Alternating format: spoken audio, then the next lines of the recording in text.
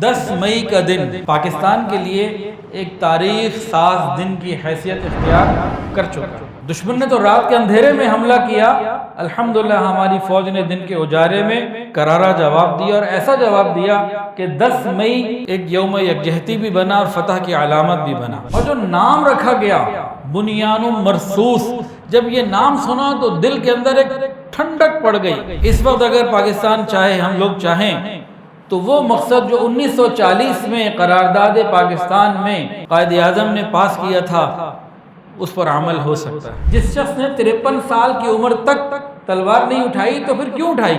کوئی تو وجوہات ہوں۔ جب اٹھائی اور 10 سال تک پھر وہ ایسے کمانڈر ان چیف بنے، قیامت تک آنے والے تمام سپہ سالاروں کے لیے مشعل راہ بن گئے۔ نفسیاتی جنگ کا ایک مقصد یہ ہوتا ہے کہ دشمن کے اندر ایسا نظام کو پیدا کر دیا جائے کہ دشمن آپس میں ایک دوسرے کے مخالف ہو جائیں۔ زمانہ ایک، حیات ایک، کائنات ایک، دلیل کم نظری، قصہ جدید و قدیم۔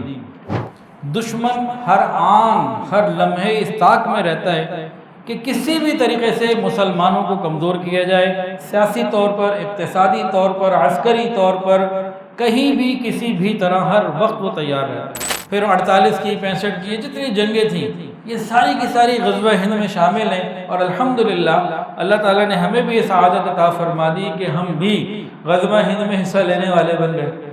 پہلگام کے واقعے کے بعد سے لے کر اس جنگی صورتحال میں الحمدللہ 3 بیانات تو میرے مستقل ہوئے، مختلف مجالس میں مختلف تذکرہ اپنے اپنے انداز سے ہر جگہ چلتا رہا۔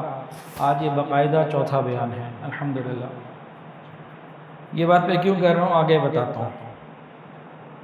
25 اپریل جمعہ کا دن پہلا میرا بیان ہوا الحمدللہ مسجد میں جہاں جمعہ پڑھاتا ہوں۔ پہلگام کے واقعے کے بعد اس کے حالات اور قرآن و حدیث کی روح سے اس کی کچھ تفصیل۔ اس کے بعد میں سفر پہ چلا گیا، اسلام آباد، اٹک، پھر دبئی، پھر کراچی۔ تو سفر کرتا کراتا منگل کو لاہور پہنچا تو بدھ والے دن ہیڈ آفس میں بیان ہوا، اور وہ اس وقت کی تازہ ترین صورتحال کے مطابق تھا کہ جب انڈیا حملہ کر چکا تھا۔ پھر جمعہ کا بیان بھی اسی تناظر میں ہوا، اور آج کا بیان بھی اسی میں ہے، اور ابھی یہ سلسلہ آگے تھوڑا اور چلے گا۔ میری درخواست یہ ہے آپ تمام لوگوں سے کہ گزشتہ تینوں بیانات اگر نہیں سنے تو سن لیں، بار بار سنیں۔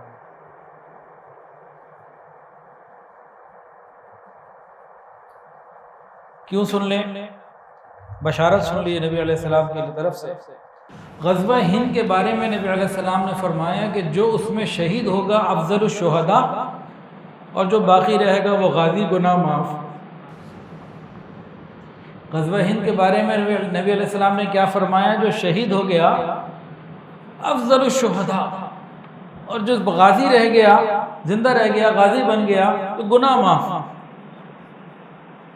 تو اگر مجھے شہادت مل جائے تو فضیلت مل گئی شہادت کی، اور زندگی مل جائے تو فضیلت مل گئی گناہوں کی معافی کی، تو خیر ہی خیر ہے، کوئی نقصان کا پہلو ہے؟ اچھا، ان بیانات کو سن لینے سے کیا ہوگا؟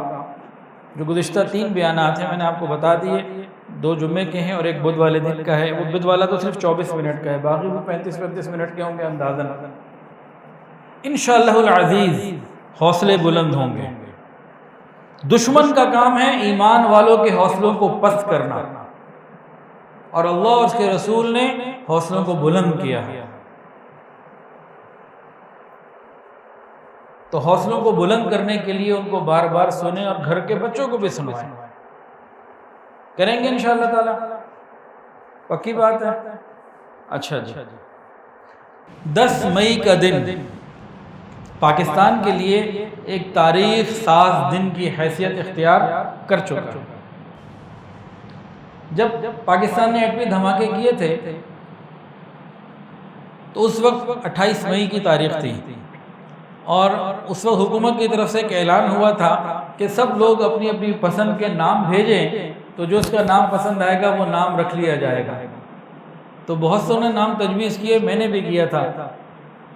تو کسی کا تجویز کردہ نام یوم تکبیر وہ پسند آ گیا اور رکھ لیا گیا۔ تو 28 مئی کا دن یوم تکبیر کے نام سے جانا جاتا ہے، اور انشاءاللہ قیامت کی صبح تک پاکستان باقی رہے گا اور انشاءاللہ جاری رہے گا۔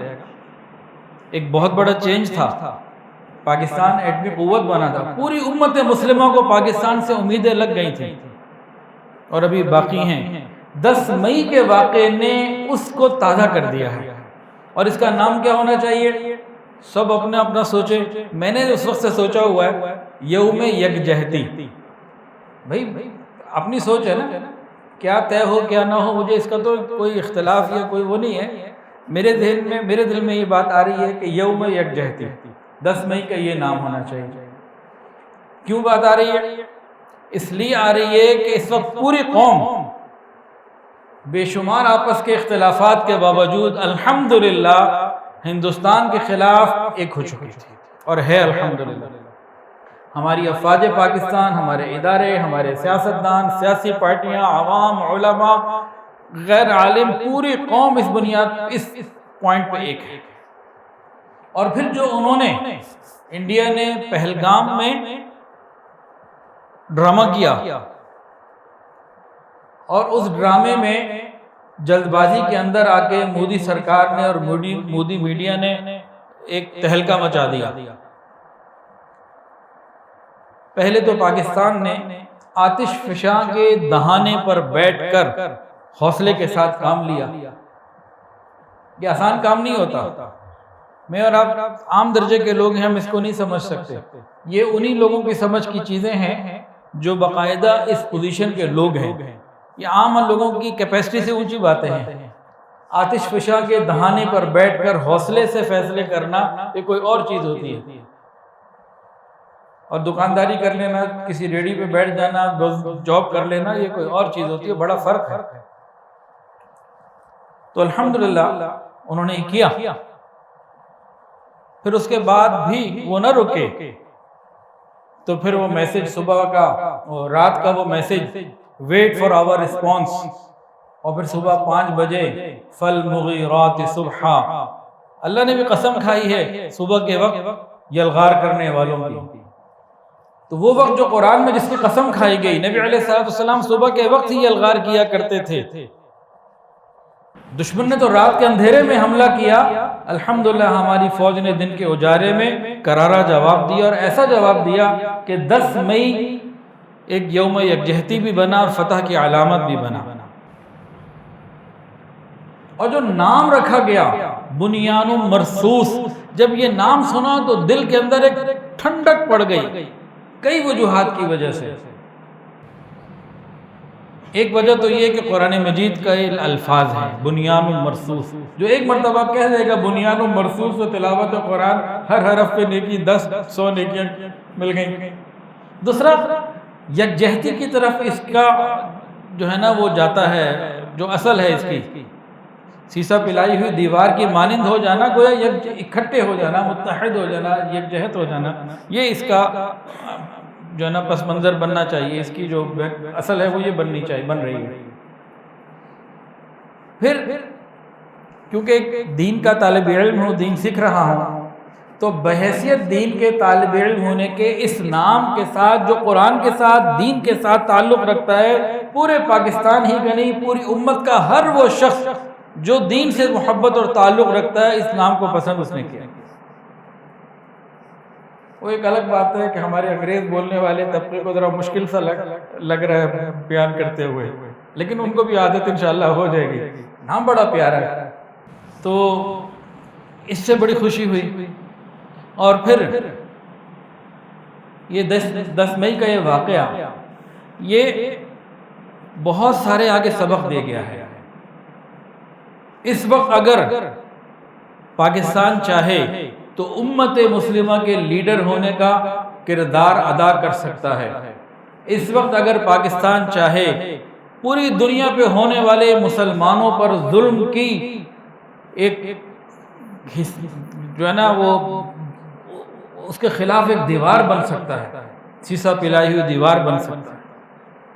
اس وقت اگر پاکستان چاہے، ہم لوگ چاہیں، تو وہ مقصد جو 1940 میں قرارداد پاکستان میں قائد اعظم نے پاس کیا تھا، اس پر عمل ہو سکتا ہے۔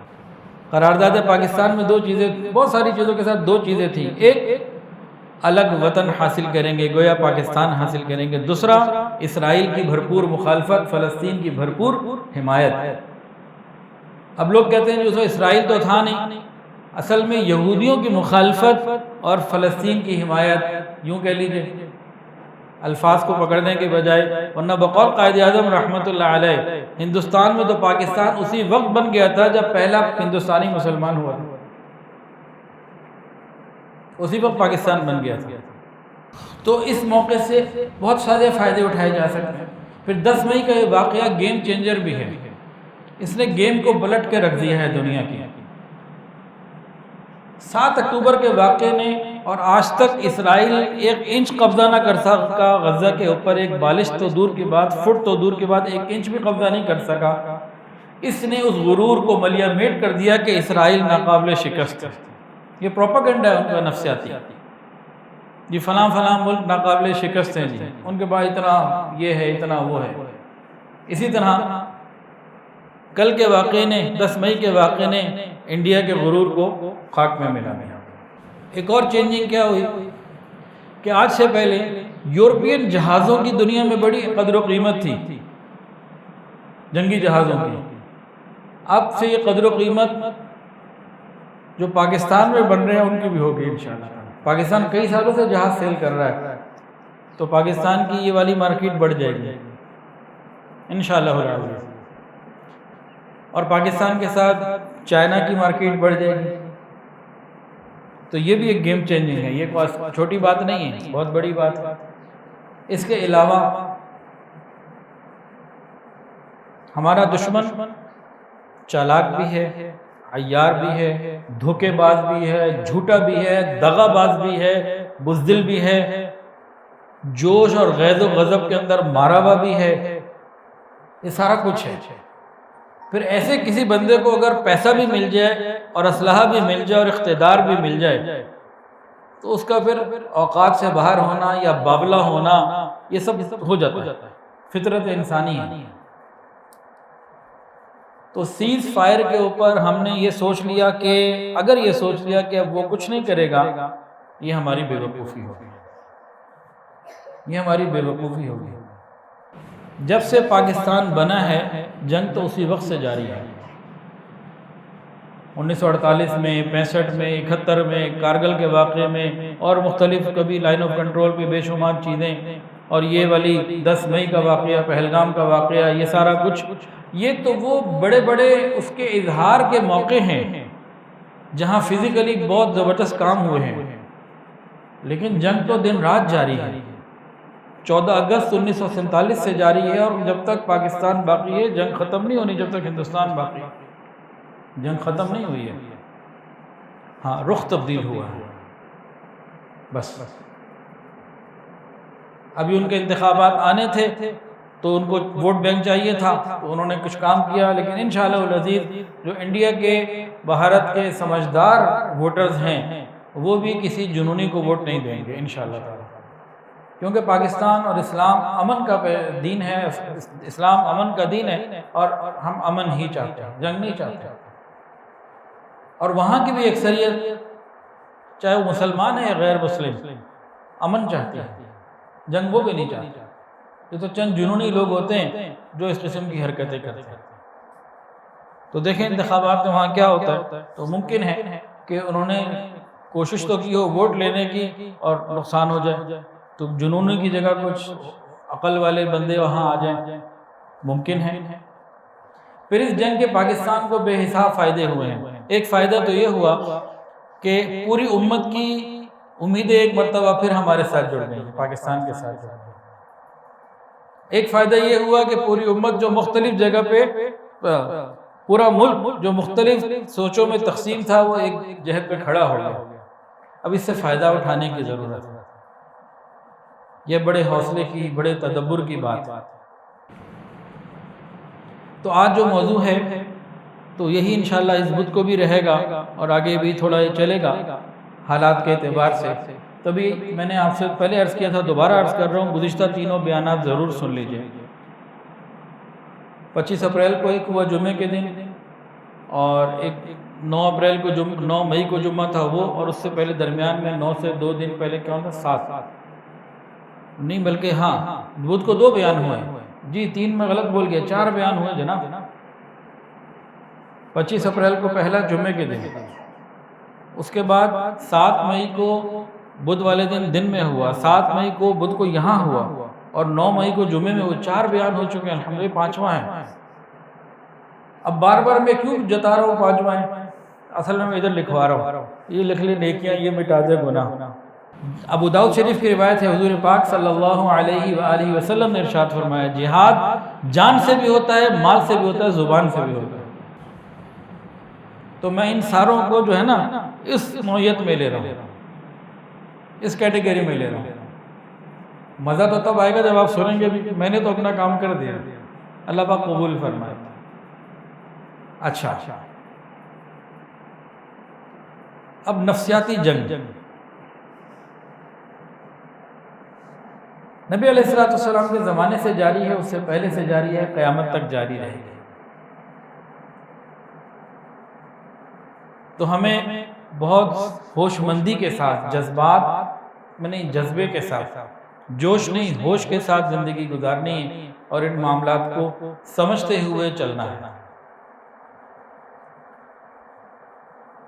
اسی طرح ان چاروں بیان میں، کسی بیان میں 1 یا 2 میں میں نے کہا تھا کہ جناب نبی کریم صلی اللہ علیہ وآلہ وسلم نے ہمیں زندگی کے ہر موڑ پر رہنمائی دی ہے۔ اللہ رب العزت نے قرآن مجید میں، رسول اللہ صلی اللہ علیہ وآلہ وسلم نے احادیث مبارکہ میں، اپنی سنتوں میں، اپنی سیرت میں، خلفائے راشدین نے، صحابہ کرام نے اپنی زندگیوں میں، اپنی سیرت میں، اپنے عمل میں ہمارے لیے روشنیاں چھوڑی ہیں اور مثال چھوڑی ہے۔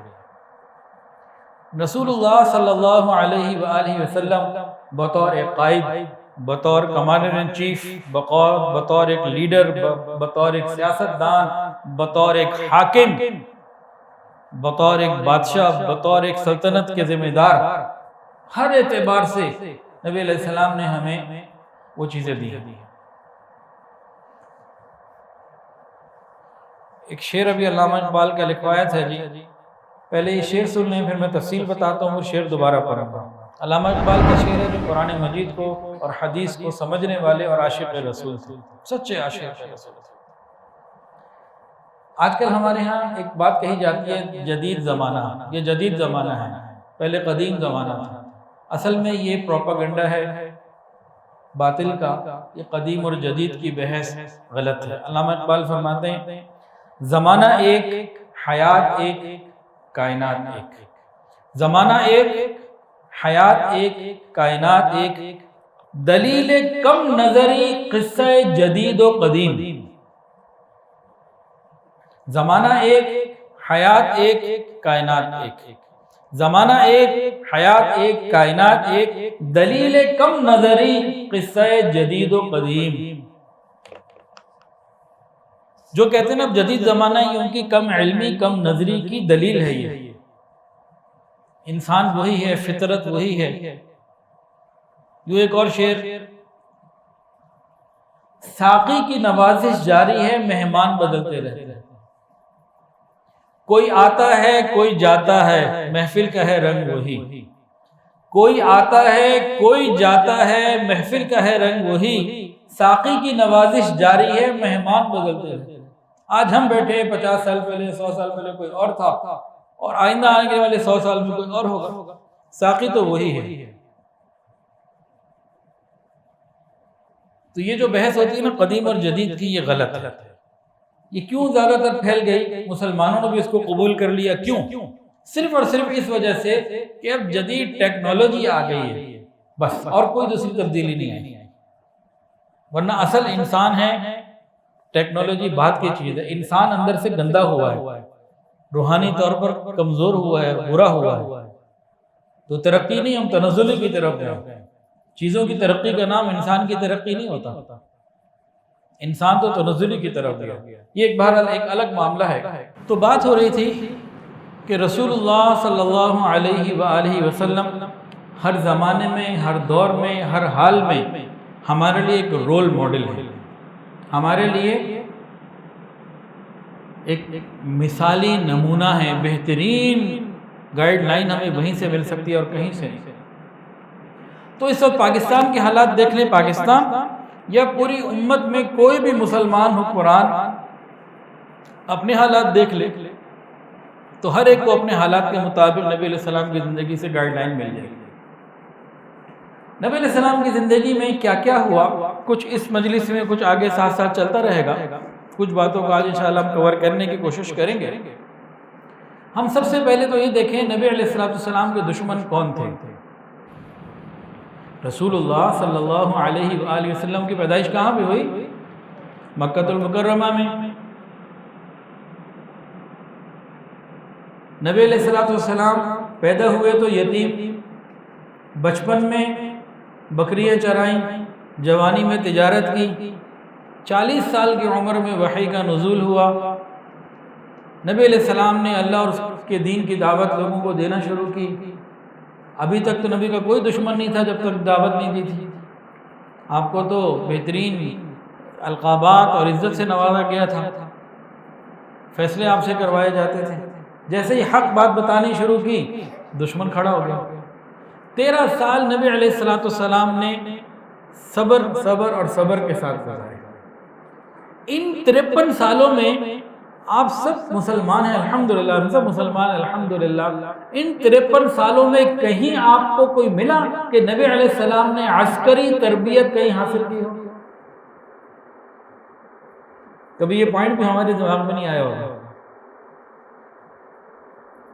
بچپن میں جب پیدا ہوئے تو یتیم، بچپن میں بکریاں چرائی، جوانی میں تجارت کی، پھر جب وحی کا نزول ہوا تو آپ نے دعوت دین کا پیغام دیا۔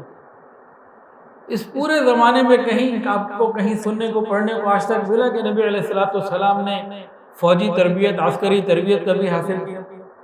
کہیں نہیں۔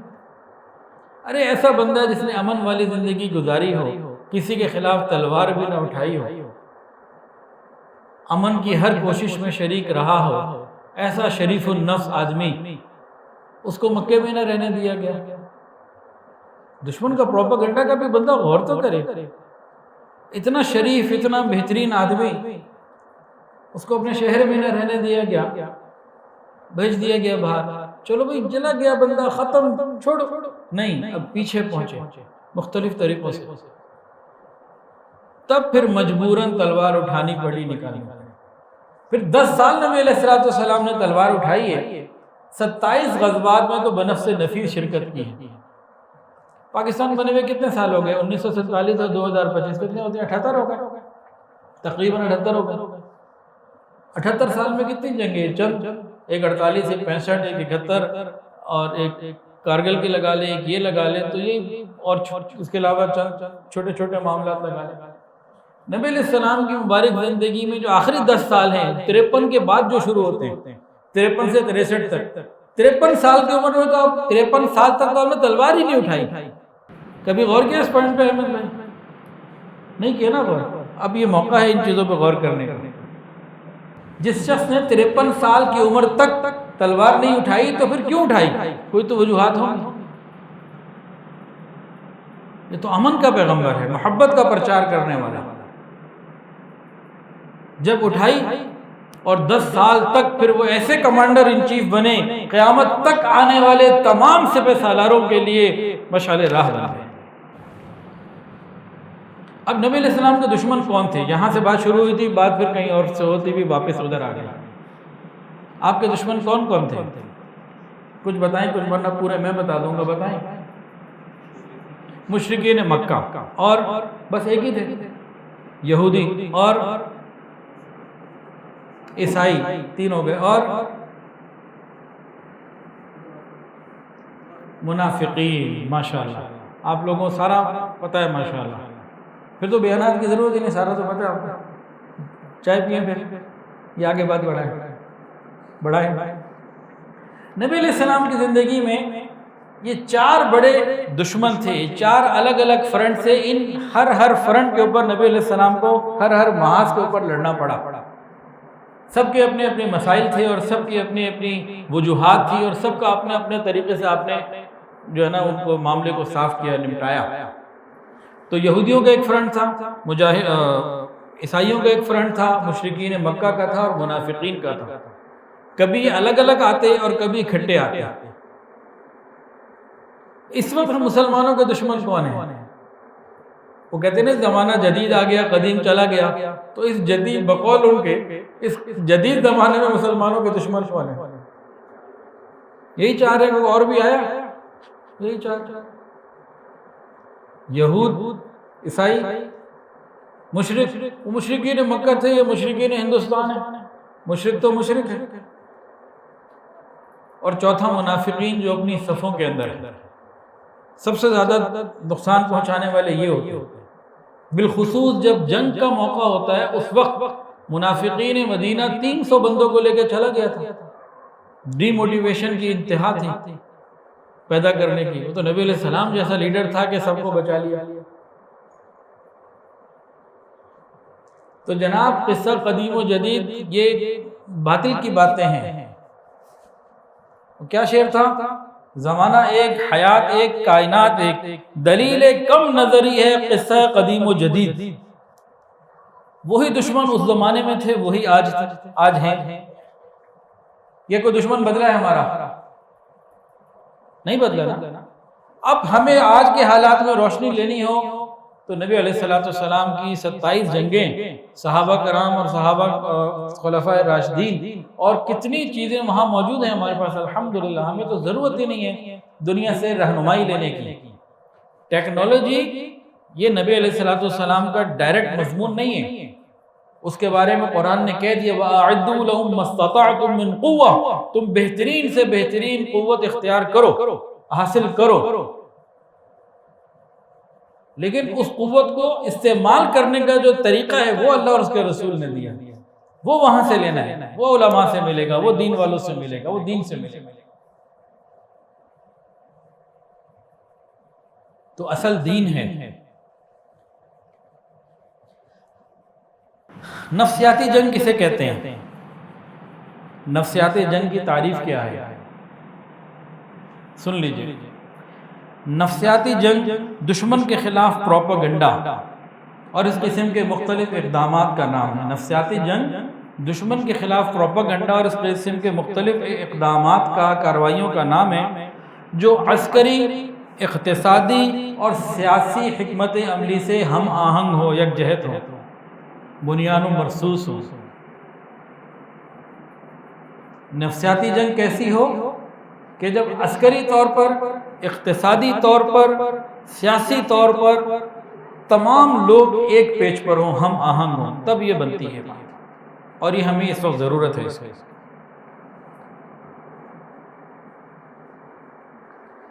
نفسیاتی جنگ ایک ایسا حملہ اور ایسا ہتھیار ہے، نفسیاتی جنگ ایک ایسا ہتھیار ہے جو کبھی خالی ہاتھ نہیں جاتا، اور اس کا میدان بہت وسیع ہوتا ہے، اور مزے کی بات محدود تھوڑے لوگ زیادہ لوگوں پہ فتح پا سکتے ہیں۔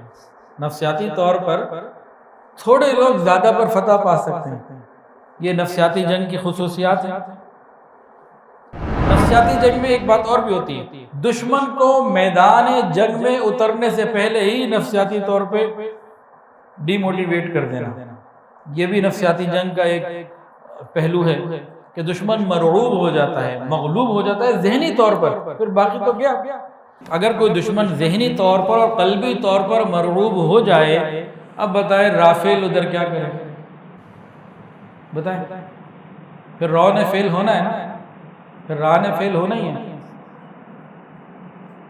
تو یہ ساری چیزیں جو ہیں نا ہمیں سمجھنے کی ضرورت ہے۔ قرآن پاک میں ہمیں ہدایت ملتی ہے کہ دشمن کے خلاف حسب استعداد جو کچھ ہم کر سکتے ہیں وہ جمع کرنے کا حکم ہے شریعت کے اندر۔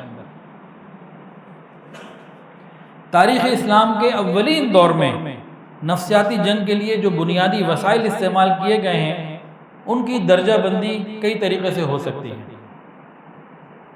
نفسیاتی جنگ کے حوالے سے اسلام نے بھی جو چیزیں استعمال کی ہیں تو وہ بھی بڑی اہم ہیں۔ اور آج بھی، اور جو نبی علیہ السلام کے زمانے میں بھی وہ اتنی اہم تھی، آج بھی اتنی اہم ہے، قیامت تک اتنی ہی اہم رہیں گی۔ وہ سب سے پہلی چیز کیا ہے؟ کوئی بتائے نہیں۔ نفسیاتی جنگ میں سب سے پہلا ہمارے پاس کیا چیز ہے مسلمانوں کو موٹیویٹ کرنے کے لیے، مورال بلند کرنے کے لیے مسلمانوں کا؟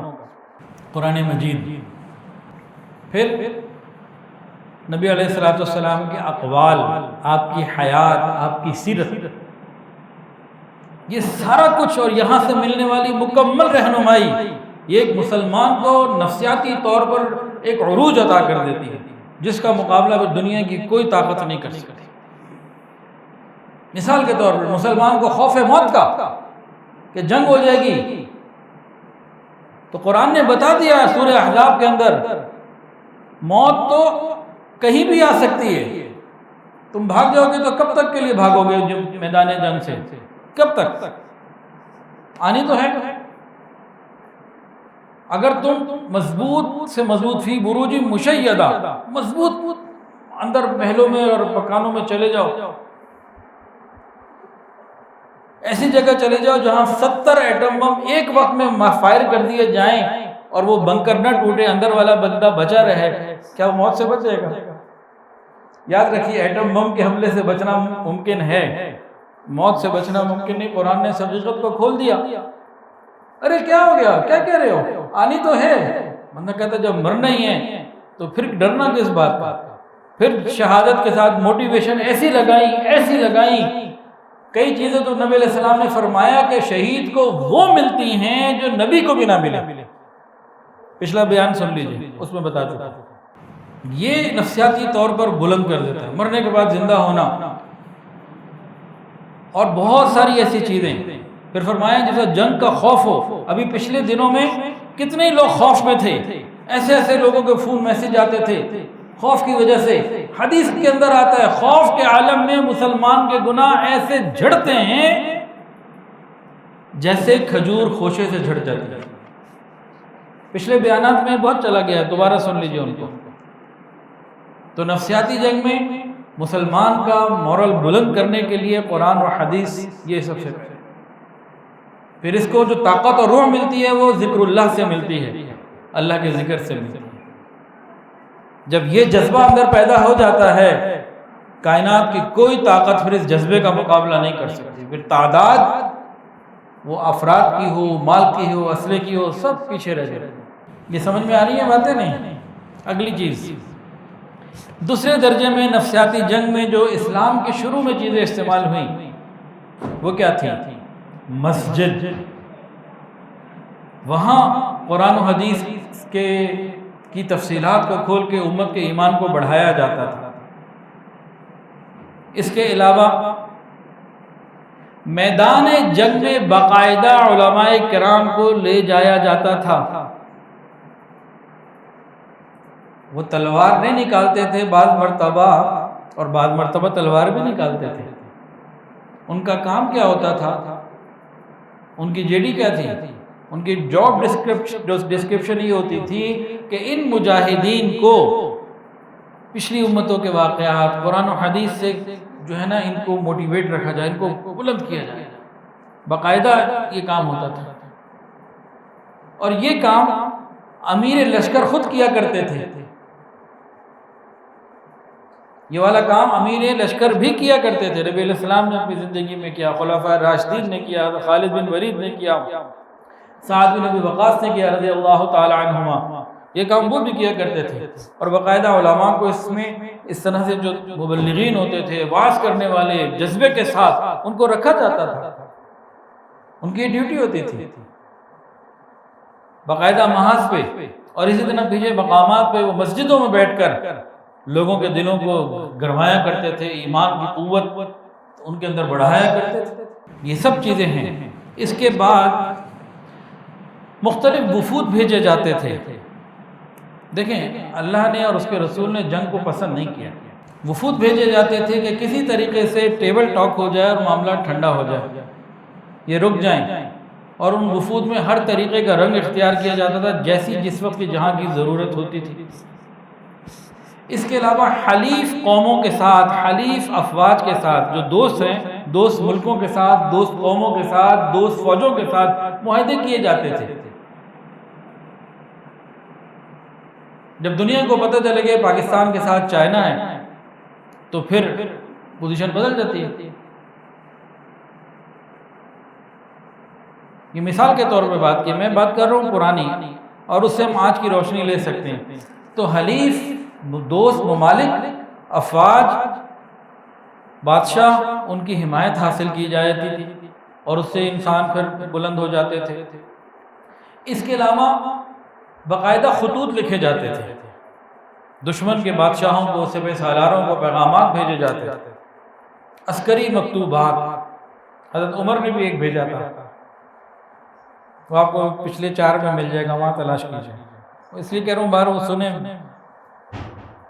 میں تو اتنا خوش ہوں کہ اللہ کرے یہ قبول ہو جائیں تو میرے گناہ معاف ہو جائیں اگر زندگی باقی ہے تو۔ کسی کا مجھے میسج آیا، حضرت غزہ والا حل ہو گیا ہمارا، بس ختم ہو گئے ہم۔ خدا کا خوف کرو، کیا ہو گیا؟ ایک اور حدیث سن لیجئے، جو خوف کا عالم ہوتا ہے اور جنگ کے دوران حدیث کے اندر آتا ہے، نبی علیہ السلام نے ارشاد فرمایا کہ اللہ تعالیٰ صبر کو نازل فرماتا ہے، صبر کی بارش ہوتی ہے۔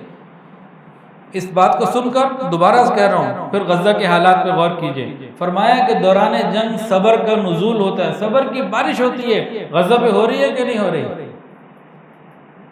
نبی کی بات کیسی سچی ہے؟ تو مجھے کہتے ہیں تو غزہ کی طرح برباد ہو جائے گی۔ خدا کا خوف کرو، کیا ہو گیا؟ اتنا دل چھوٹا۔ موت دیکھیں، 20 مہینے غزہ میں ہو گئے، ابھی تک وہاں کے 22 لاکھ میں سے 80,000 شہید ہوئے ہیں۔ 20 لاکھ تو محفوظ ہے ابھی بھی، مطلب محفوظ زندہ تو ہے۔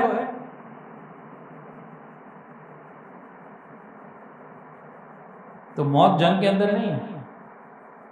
حضرت خالد بن ولید رضی اللہ عنہ فرماتے تھے اگر موت میدان جنگ میں ہوتی تو خالد کو آ چکی ہوتی میدان میں نہیں، بستر پر آ رہی ہے۔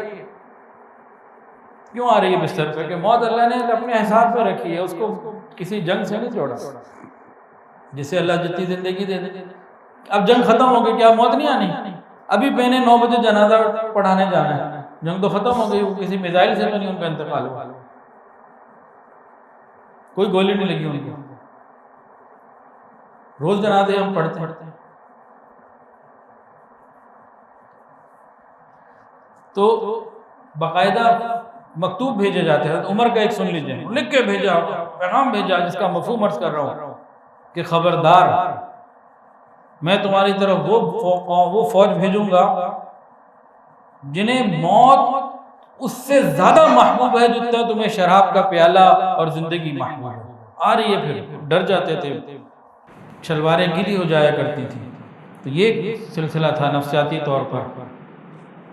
اس کے علاوہ جاسوسی کارروائیاں، وہ سب چیزیں ہوتی تھیں، اور علمی طور پر مسلمانوں کو اجتماعات منعقد کر کے، جمع کر کے، ان کو پھر جو ہے نا وہ سمجھایا جاتا تھا۔ اور پھر کہیں کہیں ضرورت پیش آئی جنگ کے دوران ان کے درخت کو جلانے کی، اور معاشرتی طور پر معاشی طور پر جسے ہم بائیکاٹ آج کل کہتے ہیں، تو یہ سب کچھ نبی علیہ السلام سے ثابت ہے۔ نفسیاتی جنگ کا ایک مقصد یہ ہوتا ہے کہ دشمن کے اندر ایسا نظام کو پیدا کر دیا جائے کہ دشمن آپس میں ایک دوسرے کے مخالف ہو جائیں۔ دشمنوں کے اندر بھی تو بہت ساری پارٹیاں ہوتی ہیں، بہت سارے گروہ ہوتے ہیں، اپنے اپنے مفادات ہوتے ہیں، تو ان کے اندر ان کے آپس کے معاملات کو، دکھتی رگوں کو چھیڑ کر آپس میں ان کو تتر بتر کیا جائے۔ یہ نبی علیہ السلام نے کیا ہے۔ بتائیں جی کون سے غزوے میں کیا؟ ایک صحابی تھے ابو نعیم رضی اللہ تعالی عنہ، ابو نعیم الاشجعی رضی اللہ تعالی عنہ، نبی علیہ السلام سے اجازت لے کے وہ گئے، اور انہوں نے جا کے دشمنوں کو اندر یہی کام کیا نفسیاتی جنگ والا، کہ ان کی جو جماعت تھی اس کو توڑ دیا پورا بھرپور طریقے سے۔ کون سا جنگ تھی؟ غزوہ خندق۔ جزاک اللہ جی، ماشاءاللہ، صحیح بتایا غلط بتایا؟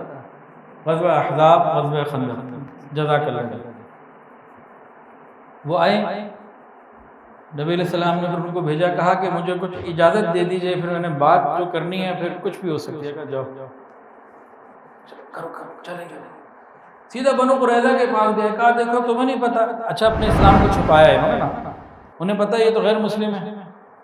تو بنو قریظہ کا جو بڑا تھا سردار یہودی, ارے باہر مکے والے اور باقی جو غطفان والے بھاگ جائیں گے, سارے چلے جائیں گے, تم نے مدینے میں رہنا ہے, تو تمہاری تو گئی پھر زندگی نا.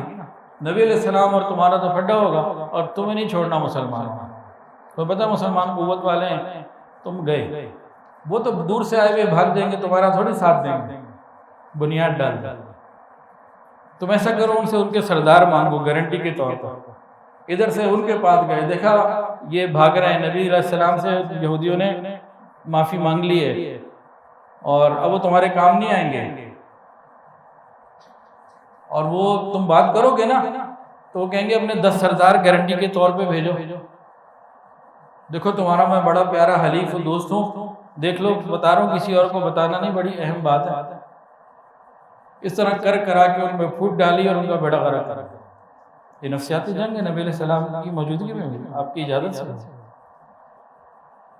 دشمن ختم کرنے آ گیا تو اب کچھ تو کرنا ہے. یاد رکھیے, زمانہ قدیم اور جدید کی بحث سے ہم بڑھ کے آگے بات کر رہے ہیں. دشمن ہر آن ہر لمحے اس طاق میں رہتا ہے کہ کسی بھی طریقے سے مسلمانوں کو کمزور کیا جائے, سیاسی طور پر, اقتصادی طور پر, عسکری طور پر, کہیں بھی کسی بھی طرح ہر وقت وہ تیار رہتا ہے, اور باقاعدہ ایسے موقع بنا رہا ہوتا ہے. جو اندر کا دشمن تھا وہ کون تھے؟ 4 فرنٹ تھے نا. اندر کا کون سا تھا؟ منافقین. یہ تو مسلمانوں کے ساتھ ہوتے تھے, نبی علیہ السلام کے ساتھ مسجد میں نماز پڑھتے تھے, جہاد میں ساتھ ہوتے تھے. احد میں تو واپس چلے گئے تھے, لیکن کئیوں میں ساتھ بھی رہے. اب غزوہ بنی مستلق میں ساتھ تھے.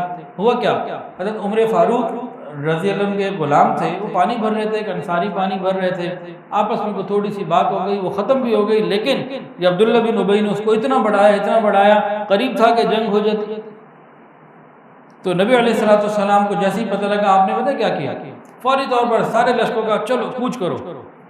اب وہ کوچ کی تیاری ہو گئی. کوچ جب ایک ترتیب تھی کہ بھئی اتنے گھنٹے بعد یا اس وقت آرام کیا کرتے, نہیں کیا, چلتے رہے, بہت رات گزر گئی, سارے تھک کے چور ہو گئے. جب سارا لشکر اس طرح نڈھال ہونے لگا, بھی اب پڑاؤ ڈال دو, سو جاؤ.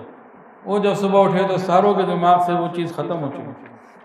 ایسے موقع پہ جو مسلم لیڈر ہوتے ہیں ان کی پھر بات ہوتی ہے کہ کیسے ہینڈل کرنا ہے, کیونکہ آتش فشاں کے دہانے پہ بیٹھا ہوتا ہے یہ قائد, مذاق نہیں ہے.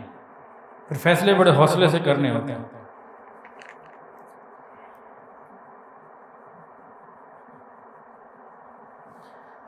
حضرت حسان بن ثابت رضی اللہ تعالیٰ عنہ, کنہوں نے نام سنا ہے جی؟ ان کا ہاتھ کھڑا کرے. میں نے تو سنا ہے. کون ہے جی؟ شاعر رسول ہیں. نبی علیہ السلام ان کو کیا فرماتے تھے؟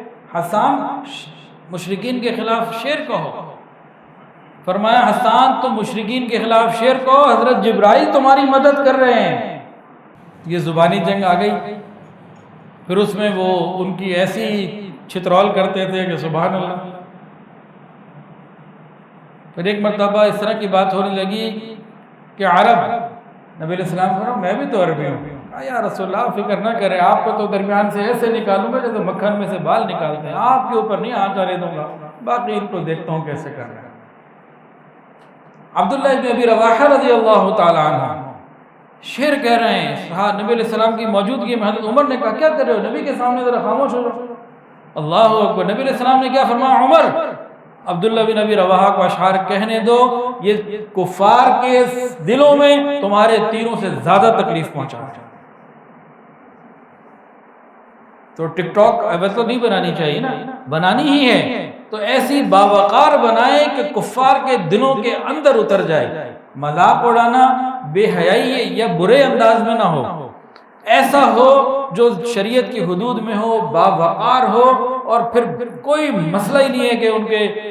ارے حسان بن ثابت رضی اللہ تعالیٰ عنہ, عبداللہ بن ابی رواحہ رضی اللہ تعالیٰ عنہ کو نبی علیہ السلام نے خود فرمایا کہ تم اپنے انداز, الفاظ, اشعار سے کرو ان کی نا طبیعت درست انہوں نے کی. تو اگر باوقار انداز سے آج کے ٹک ٹاکر اس کو غزوہ ہند کا حصہ بنا لیں تو باوقار انداز سے بنا سکتے ہیں. میوزک سے بچیں، بے پردگی سے بچیں، گناہوں سے بچتے ہوئے اللہ کی رضا کی نیت سے، ویوز لینے کے لیے نہیں کہ ویوز زیادہ ملیں گے تو پھر ویوز مل جائیں گے، وہاں کچھ نہیں ملے گا.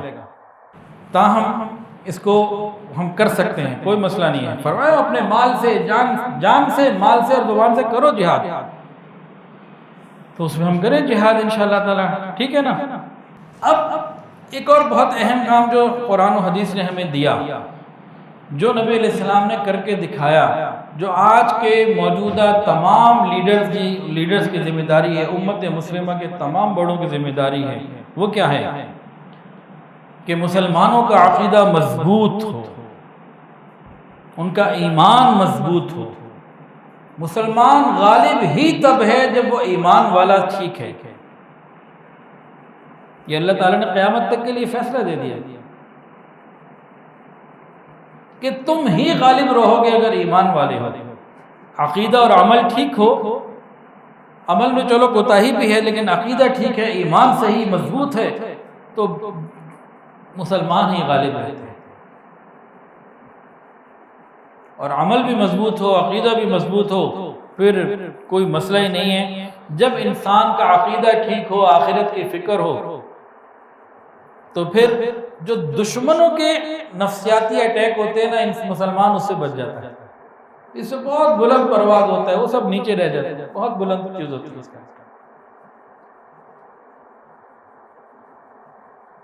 نبی علیہ السلام نے اور قرآن نے کیا سکھایا، جو امت مسلمہ کے لیڈرز کی ذمہ داری ہے کہ مسلمان بھائی بھائی ہے، بھائی بھائی بن کے رہو، ایک بن کے رہو، متحد بن کے زندگی گزارو. یہ آپ ایمان، اتحاد، نظم، یہ بنیادی چیزیں ہیں امت کو ایک رکھنے کے لیے. جب کسی کے اندر یہ ہوں تو وہ دشمنوں کے جو کام ہیں وہ تو ہر آن لگا ہوا ہے نا، پھر نقصان نہیں پہنچا سکتے. ہاں وقتی طور پر کوئی حادثہ ہوتا ہے تو ذمہ دار لیڈر فوری طور پر آگے اس کو ہینڈل کر لیتے ہیں. جیسے نبی علیہ السلام نے کئی موقعوں پہ ہینڈل کیا. ایک موقع میں بتا دیتا ہوں، ایک آپ بتائیں. نبی علیہ السلام جب عمرے کے لیے تشریف لائے، جب صلح حدیبیہ کا وقت تھا، حضرت عثمان غنی رضی اللہ عنہ کے بارے میں افواہ اڑا دی گئی کہ شہید کر دیے گئے. نبی علیہ السلام نے اس مسئلے کو حل کیا کہ نہیں کیا؟ ساروں کو جمع کر لیا اور بیت موت، بیت جہاد لی. لقد رضی اللہ عن المؤمنین اذ یبایعونک تحت الشجرہ. تو آپ نے اس مسئلے کو حل کیا. افواہیں تو آتی تھیں، آج بھی آئیں گی، ہمیشہ آئیں گی.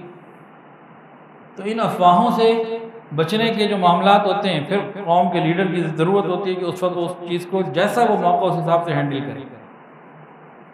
ایک میں نے بتا دیا، دوسرا آپ نے بتانا ہے. یا وہ بھی میں بتا دوں؟ ہاں جی میں ہی بتا دوں کہ میں بھی نہ بتاؤں؟ ایک کافی ہے، بتا دوں. پچھلے بیان سننے؟ اچھا چلیں اس واضح میں بتا سکتا ہوں.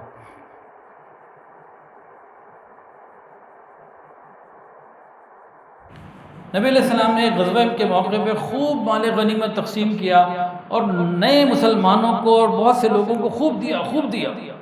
یہ منافقین تو بدبخت، دشمن تو ہر وقت، ہر آن، ہر لمحہ تیار بیٹھا ہے کسی طرح مسلمانوں میں پھوٹ پیدا ہو، خرابی پیدا ہو. تو شوشہ چھوڑ دیا، اپنوں کو زیادہ دیتے ہیں. نبی علیہ السلام پہ باقاعدہ الزام لگایا کہ تقسیم میں مساوات کا خیال نہیں رکھا گیا، عدل کا خیال نہیں رکھا گیا، گویا کہ ظلم کیا گیا وغیرہ وغیرہ. نعوذ باللہ. منافقین نے یہ شور ڈالا. چند سادہ لو مسلمان وہ بھی اس پروپیگنڈے کا شکار بن گئے. وہ انصاری تھے، اس میں اس کا شکار ہوتا ہے ایسا. نبی علیہ السلام نے کیسے اس مسئلے کو ٹیکل کیا، چلے اتنا ہی کوئی بتا دے. سبحان اللہ. نبی علیہ السلام نے وہ کام کیا جو ایک لیڈر کا کام ہوتا ہے. مال غنیمت تقسیم کیا اور ایک حکمت کے تحت کیا، اللہ کے حکم کے مطابق کیا. اعتراض کر دیا منافقین نے، چند سادہ لوگ مسلمان بھی. اب یہ پھر پوزیشن بن گئی نا خرابی والی. آپ نے کیسے ہینڈل کیا؟ جیسے حضرت نے فرمایا کہ رسول اللہ صلی اللہ علیہ وآلہ وسلم نے انصار مدینہ کو جمع کیا اور فرمایا کیا کہہ رہے ہو؟ دیکھو وہ کیا تم اس سودے پہ راضی نہیں ہو کہ بھیڑ اور بکریاں وہ لے جائیں تم اللہ کے رسول کو لے جاؤ؟ ہوئے ہوئے کیا وہ دھاڑے مار مار کر روئے اور معافیاں مانگی، وہ تو ایک لمحے میں مسئلہ ختم ہو گیا۔ جب اس قسم کے معاملات پیش آئیں تو پھر لیڈر کا کام ہوتا ہے کہ قوم کو اعتماد میں لینا، اس شعبے کو، اس علاقے کے لوگوں کو اعتماد میں لینا، اپنا مان دے دینا۔ کیا یہ مثال آج پاکستان میں سندھ، بلوچستان، KPK اور پنجاب، کشمیر، گلگت بلتستان اور ان کے اندر بے شمار اور جو خاندان اور قبیلے اور معاملات ہیں اور سیاسی پارٹیاں، وہاں یہ ثابت نہیں ہوتی؟ تو کیا زمانہ قدیم اور جدید کی بحث ہے؟ اب آپ اس بات کو مانتے ہیں کہ زمانہ قدیم اور جدید کی بحث غلط ہے، زمانہ وہی ہے؟ کیونکہ جب ہم اس کو مانیں گے تو پھر ہم قرآن و حدیث کو مانیں گے، ورنہ تو کہہ دیا جاتا ہے پرانی باتیں ہو گئی، نعوذ باللہ۔ یہ جتنی باتیں بھی آپ کو نبی علیہ السلام کی زندگی سے بتائیں، ان میں کوئی ہے پرانی بات جو ہو گئی؟ جی، قیامت تک یہ تر و تازہ ہیں، قیامت تک تر و تازہ ہیں۔ اور قرآن و حدیث کی تفصیلات ہیں۔ افواہوں سے بچنے کا حل کیا بتایا؟ چلیں یہ آیت کوئی بتا دے جی، افواہ سے بچنے کے لیے جو آتی ہے، سورہ حجرات 26ویں سپارے میں آیت بتائے نا بھائی، ٹھیک ہے؟ ہاں جی بالکل، جزاک اللہ، یہی ہے۔ یا ایھا الذین آمنوا ان جاءکم فاسق بنبأ فتبینوا ان تصیبوا قوما بجہالۃ فتصبحوا علی ما فعلتم نادمین۔ اے ایمان والو، اگر فاسق تمہارے پاس کوئی خبر لے کر آئے تو تمہیں چاہیے کہ خوب چھان بین کر لو، ایسا نہ ہو تم اس خبر پر اعتماد کر کے کسی قوم پر چڑھائی کر بیٹھو اور بعد میں شرمندگی ہوگی۔ اب یہ بات بتائیے، یہ کیا زمانہ قدیم کی بات ہے؟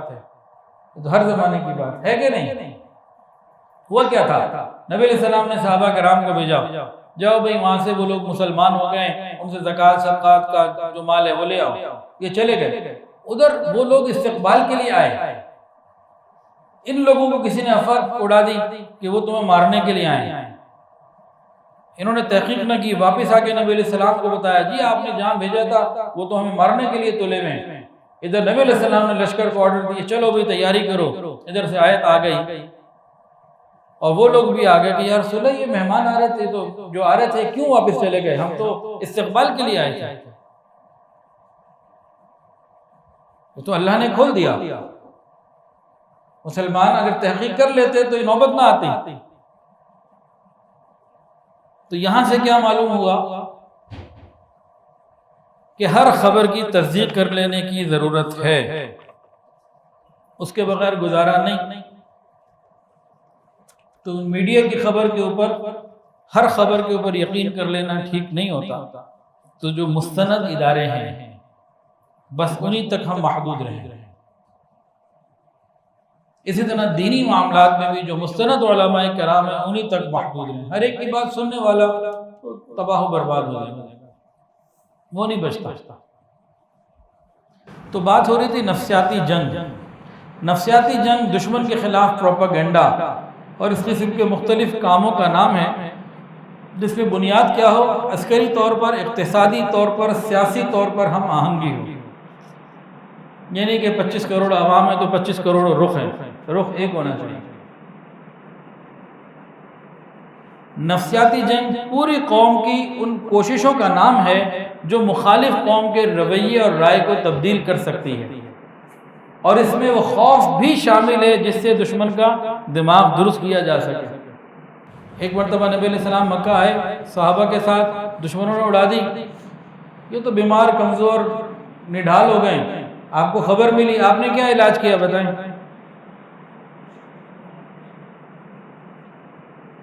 ٹھیک ہے، اور کو بتائیں؟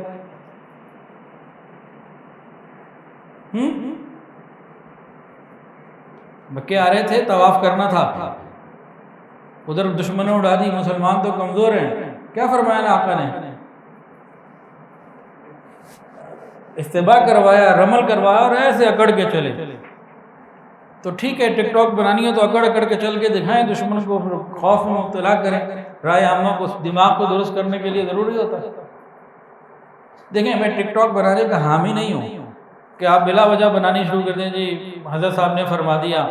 وہ جو بنا رہے ہیں ان کو کہے رخ ٹھیک کر لیں. میری وجہ سے کوئی نہ کہہ دے جی مجھے بنانی ہے. ان کا دماغ درست کرنے کے لیے اور اپنے لوگوں کا ٹریک درست کرنے کے لیے رخ.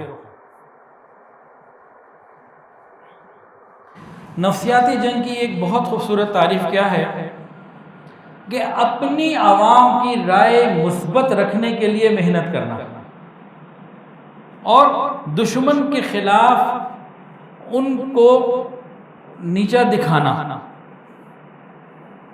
اب نفسیاتی جنگ میں اپنے عوام کی رائے کو مثبت رکھنے میں کیا کرنا چاہیے؟ آج مجھے ایک صاحب کے میسج آیا، میرا موبائل صبح 9 بجے سے وہ ہینگ ہوا ہے، کل صبح 9 بجے ٹھیک ہو جائے گا.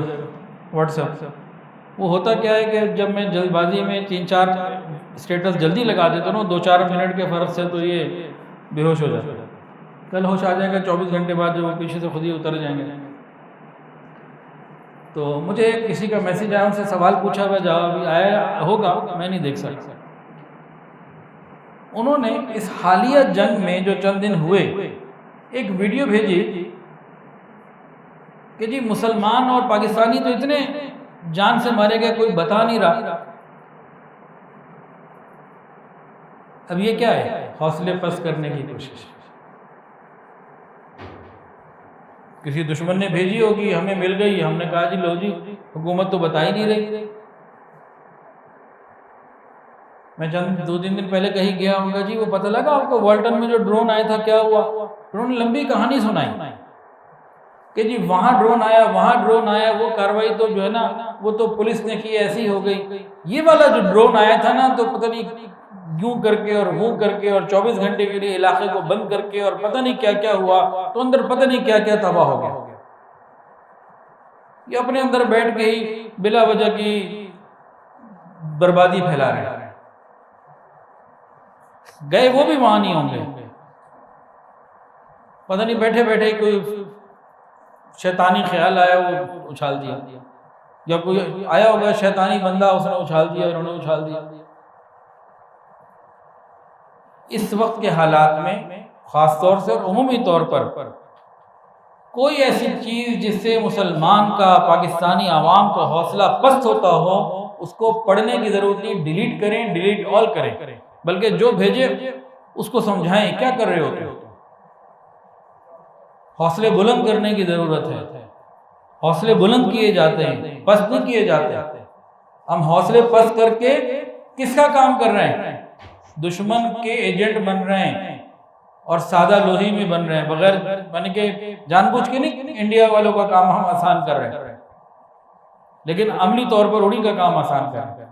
دیکھیں پاکستانی عوام کے حوصلے پست کرنا کون چاہتا ہے؟ دشمن. اور اگر ہم اس قسم کی کوئی حرکت کرتے ہیں تو ہم مسلمانوں کی مدد کر رہے ہیں، فوج پاکستان کی کر رہے ہیں یا دشمن کی کر رہے ہیں؟ خود عقل کے ناخن لینے کی ضرورت ہے. میں تو کہتا ہوں اگر بالفرض سچی بھی ہے اور اگر کوئی 10-15 مسلمان کہیں شہید بھی ہوئے وہ جنت میں گئے. تو ان حالات میں دشمن کا نقصان زیادہ بتایا جاتا ہے، وہی بتایا جاتا ہے مسلمانوں کی آپس کی چیزوں پہ پردے ڈالے جاتے ہیں. کہتے ہیں نا اپنا پیٹ ننگا نہیں کرنا چاہیے. سنا کہ نہیں سنا؟ ہم تو اپنی شرمگاہ بھی ننگی کرنے کے لیے تیار ہو جاتے ہیں، عقل ہی نہیں لیتے. تو عقل سے کام لے بندہ. تو اس قسم کی جو بھی نیگیٹو چیز آئے اس کو ڈیلیٹ کریں.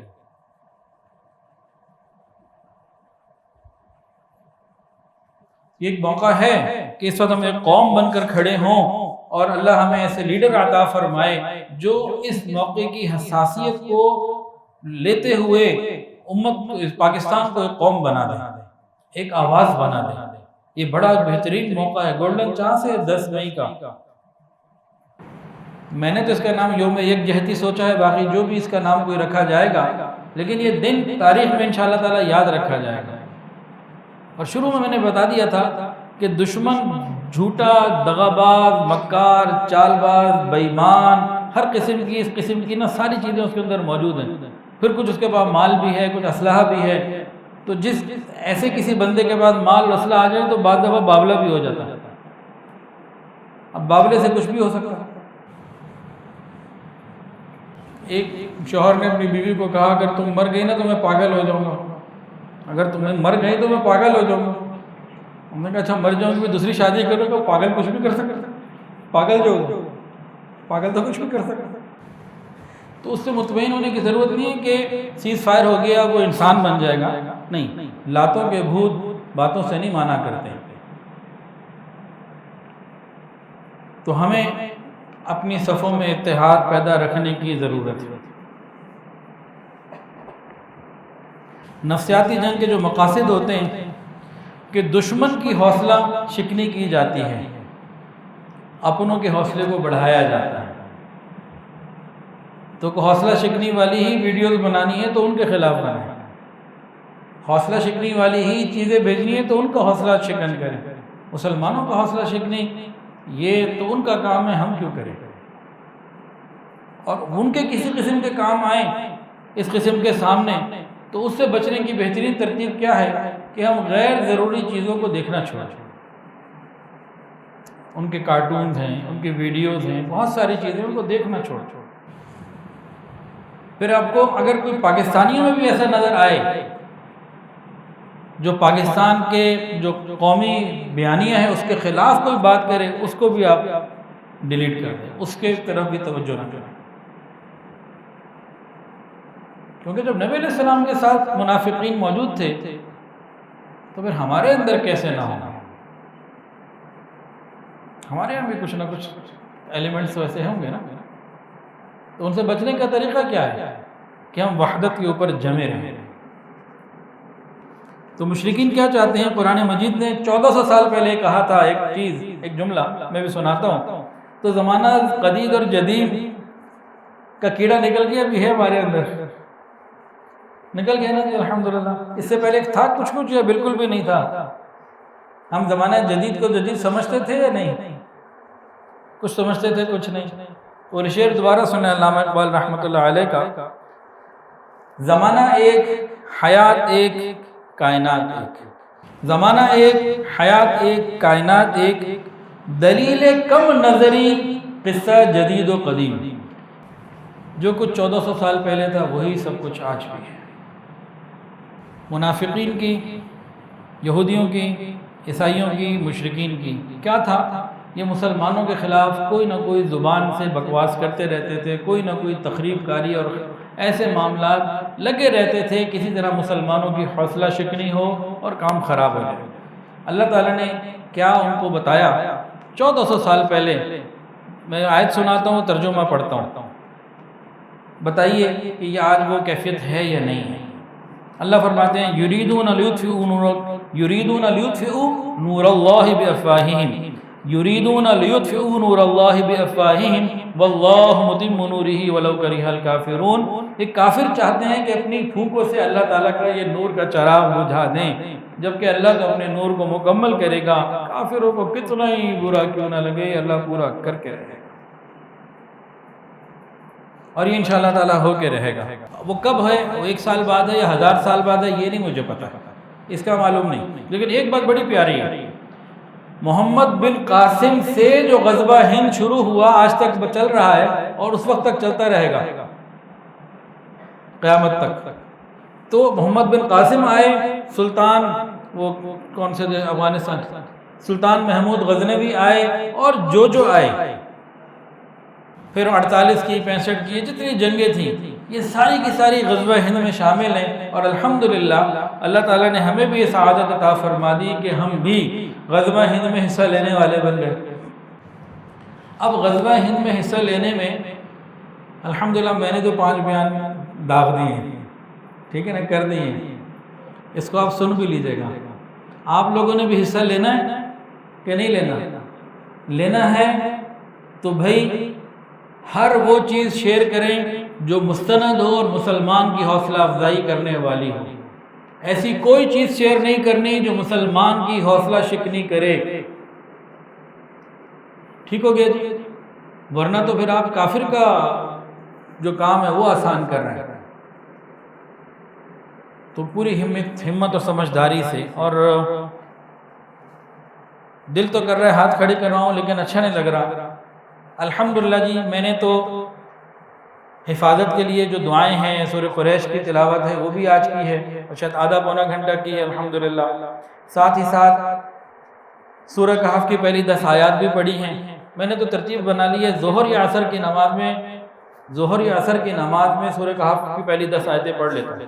ابھی بھی جو سورہ عصر کی نماز پڑھائی ہے تو پہلی رکعت میں سورہ کہف کا پہلا رکوع پڑھ لیا. خود بخود نماز تو پڑھنی ہوتی ہے تو پہلا رکوع خود بخود ہو جاتا. نماز تو پڑھنی ہے، یہ پہلا رکوع سورہ کہف کا خود بخود ہو جاتا. اور الحمدللہ پاکستان اور امت کی حفاظت کے لیے 2 رکعت نفل بھی پڑھے. یہ کام ہمیں روز کرنا ہے، اور میں نے بھی آج اگر کر لیا تو اس کا مطلب یہ نہیں کہ آگے نہیں کرنا، روز کرنا ہے. ہمارا رجوع الی المیڈیا بہت زیادہ ہو چکا ہے، رجوع الی اللہ یہ کم ہو گیا ہوا. رجوع الی اللہ کو بڑھانے کی بہت زیادہ ضرورت ہے. دعائیں، صلاۃ الحاجت، اللہ سے عافیت کا مانگنا، مانگتے رہنا، یہ ہمارے لیے انتہائی ضروری ہے، اور یہ ہمیں روحانی اور ایمانی قوت بھی دے گا انشاءاللہ العزیز. وآخر دعوانا ان الحمد للہ. ویڈیو کے نیچے سبسکرائب کے بٹن پہ کلک کریں، بیل کے آئیکن پہ کلک کیجئے تاکہ ہر نئی ویڈیو کی نوٹیفیکیشن آپ کو مل جائے.